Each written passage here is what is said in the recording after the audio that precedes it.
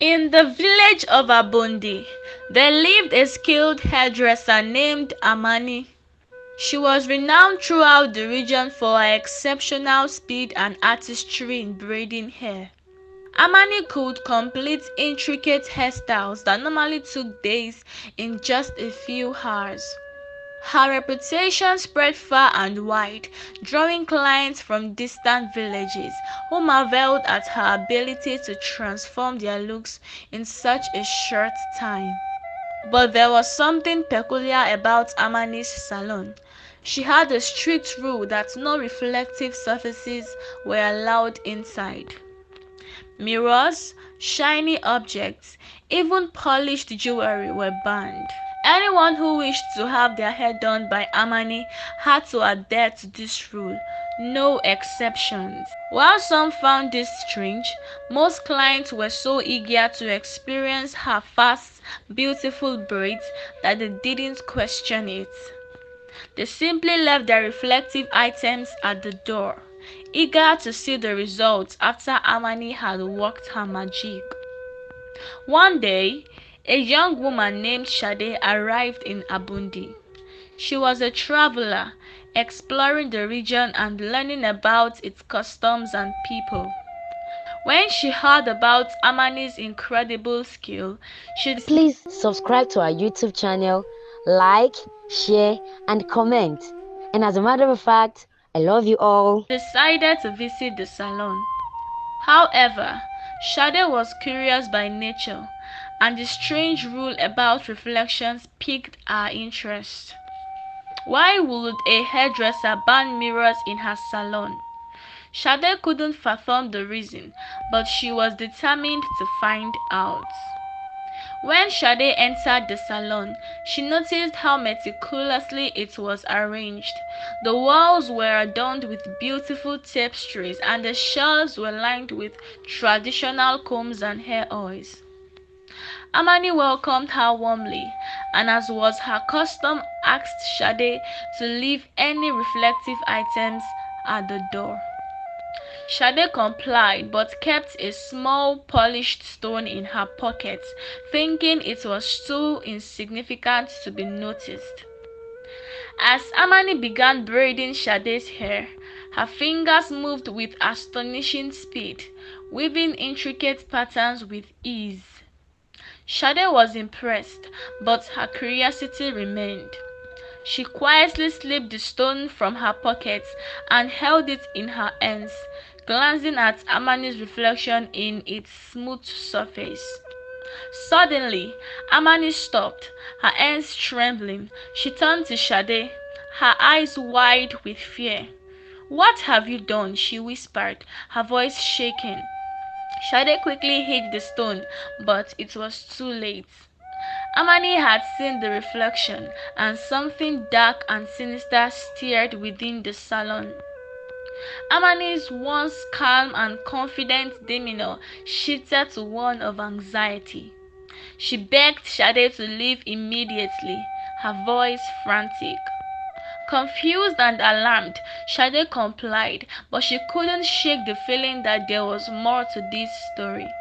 She decided to stay in Abundi a little longer, determined to uncover the mystery behind Amani's fear and reflections. Sade couldn't sleep that night. The events at Amani's salon replayed in her mind, filling her with a sense of unease.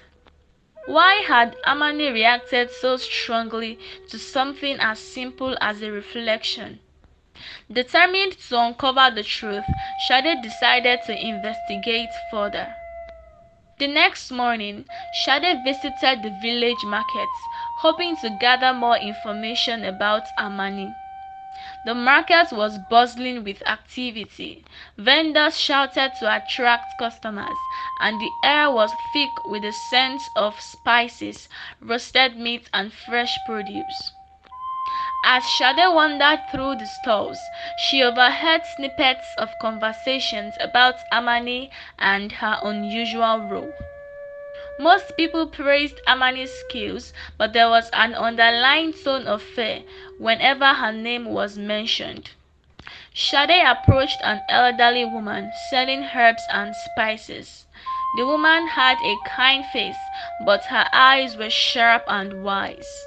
Sade introduced herself and inquired about Amani, hoping the woman might know more. The old woman glanced around nervously before leaning in close. "You're not from around here, are you?" she asked in a low voice. "No, I'm just a traveler," Sade replied. "But I visited Amani's salon yesterday and something strange happened. She seemed terrified when she saw a reflection. Did you know why?" she asked the old woman. The woman sighed, her expression troubled.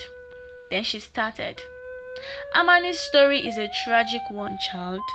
She wasn't always like this. There was a time when mirrors were welcome in her salon, and she was as carefree as any other young woman in the village. But that all changed when she made a terrible mistake." Sade's curiosity deepened. "What kind of mistake?" she asked. The woman hesitated, as if weighing whether to share the tale. Finally, she spoke. "Years ago, Amani was just starting her business. Her skills were already remarkable, and she quickly became the most sought-after hairdresser in Abundi. One day, a stranger visited the village. He was a traveler much like yourself, and he brought with him a cursed mirror. He offered it to Amani as a gift, claiming it would bring her good fortune. Amani, being young and ambitious, accepted the mirror without question. She hung it on the wall of her salon, and soon after, her business flourished even more. But with the mirror came strange occurrences. Amani began to hear whispers in the salon, voices that seemed to come from the mirror itself. At first, she dismissed them as her imagination, but the voices grew louder and more insistent. "What were they saying?" Sade asked, leaning in closer. "They spoke of power, of dark forces that could be harnessed if Amani was willing to make a sacrifice. The voices promised her even greater success if she followed their instructions. Amani was tempted, but deep down she knew that nothing good could come from such a pact. She tried to remove the mirror, but it wouldn't budge. It was as if it had fused to the wall. Frightened, Amani sought the help of a local healer. The healer told her that the mirror was cursed, a tool of an evil spirit that sought to enslave her. The only way to break free from its influence was to stop anyone from looking at it. That's why Amani banned all reflective objects from her salon." Sade shuddered at the thought of the cursed mirror and the dark spirit that inhabited it. "What's happened to the mirror?" she asked. The old woman shook her head. "No one knows for sure. Some say it's still in the salon, hidden away where no one could find it. Others believe Amani managed to banish the spirit, but the fear remains. That's why she's so strict about the no reflection rule." Sade thanked the woman for the information and left the market deep in thoughts. Amani's story was more complex than she had imagined, and the presence of a cursed mirror explained a lot. But Sade wasn't satisfied with just knowing the truth. She wanted to help Amani break free from the curse once and for all. That evening, Sade returned to the inn where she was staying and devised a plan. She would visit Amani again, but this time she would confront the spirit directly. Sade had a strong will and a brave heart, and she wasn't about to let an evil force continue to control Amani's life. The next morning, Sade made her way to Amani's salon with a small reflective object hidden in her bag. It wasn't much, it was just a polished silver pendant. She had found it in the market, but she hoped it would be enough to draw out the spirit. When she arrived, Amani greeted her with a mixture of surprise and apprehension. "You've come back," Amani said cautiously. "Yes," Sade replied, her voice steady. "I know about the mirror, Amani. I know about the spirits." Amani's face paled and she took a step back. "Who told you?" "It doesn't matter. What matters is that I want to help you break free from this curse."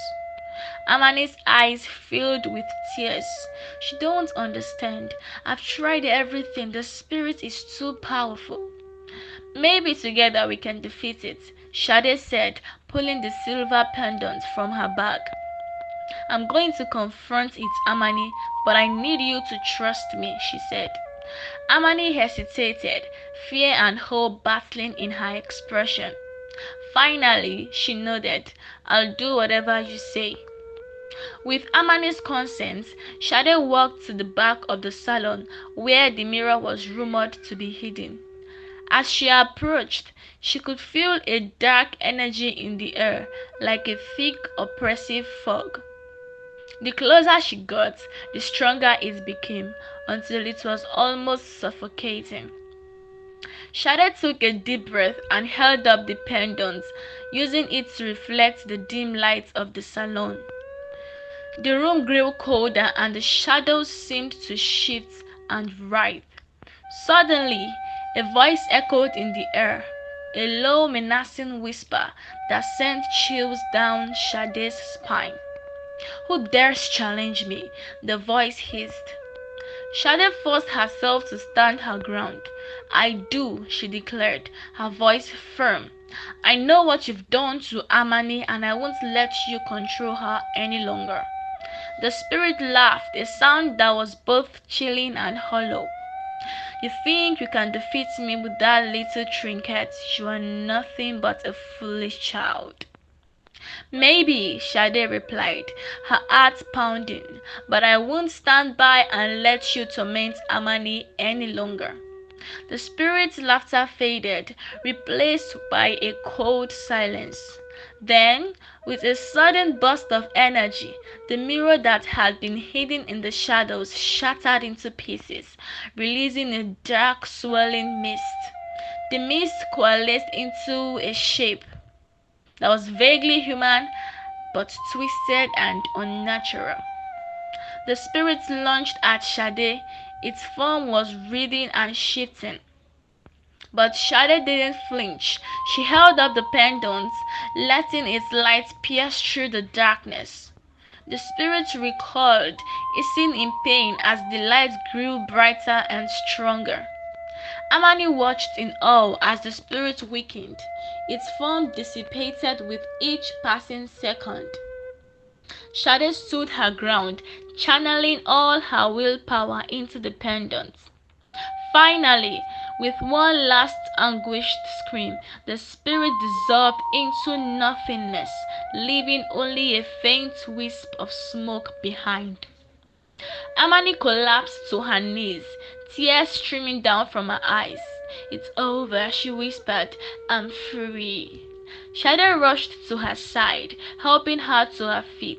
"You're free, Amani. The spirit is gone," she said. Amani hugged Sade tightly, her body shaking with relief and gratitude. "Thank you," she sobbed. "I don't know how to repay you." "You don't need to," Sade replied. "I'm just glad I could help." The two women stood together in the salon. The air was now clear and light.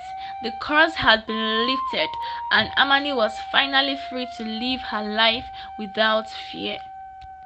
As the word of the spirit's defeat spread through the village, Amani's salon became even more popular. Clients came not just for her remarkable skill, but also to see the brave young woman who had helped banish the evil spirits. Sade stayed in Abundi for a while, enjoying the newfound peace and the friendship she had forged with Amani. But soon the road called to her again, and Sade knew it was time to move on. As she prepared to leave, Amani gave her a gift, a beautifully carved comb, a symbol of their bond and the victory they had achieved together. Sade accepted the gift with a smile, promising to return one day. And as she walked away from Abundi, she felt a sense of satisfaction and purpose, knowing that she had made a difference in the lives of the people she had met. Thank you for watching. Please subscribe to our YouTube channel. Welcome to African Tales with Jimmy. Like, share, and comment. Thank you for being an amazing viewer. Please like, comment, and share our videos to help spread the richness of African culture and storytelling. And also, please subscribe and hit the notification bell to receive new content notification. Your support means the world to us. And as a matter of fact, I love you all. Thank you once again. We look forward to sharing more tales with you.